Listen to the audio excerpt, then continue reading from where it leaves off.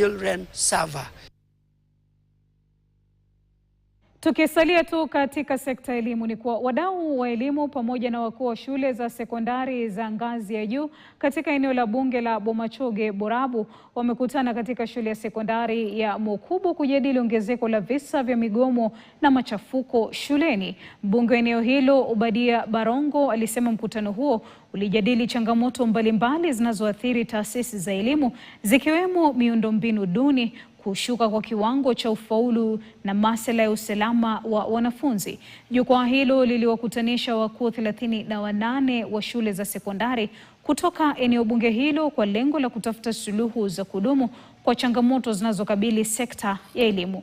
Mkutano huo umefanyika kufuatia ongezeko la visa vya machafuko vilivyoripotiwa katika shule mbalimbali humu nchini katika siku za hivi karibuni.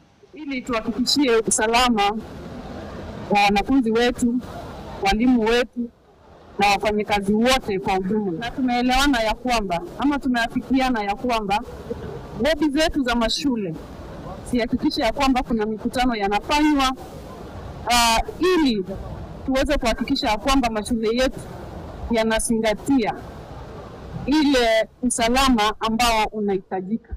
Tumeyazungumzia mambo mengi kuhusu infrastructure ya shule zetu, kuhusu performances za shule zetu, kuhusu the way forward, mambo ya safety. Tumeona kumekuwa na mkasa wa moto katika shule ya utumishi. Hapa pia tunalizungumzia swala hilo zima la security.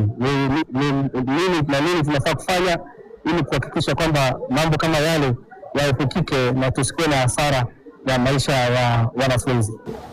Alipofanya kikao nasi kama principals kwa constituency yake ili kufanya ushauri kwa vile tunaendelea kuongoza mashule ambayo yako katika eneo bunge lake, na pia kuendelea kutupatia mwelekeo kwa mambo ambayo amepanga mengi kwa kuinua miundo msingi katika shule zetu. Vita dhidi ya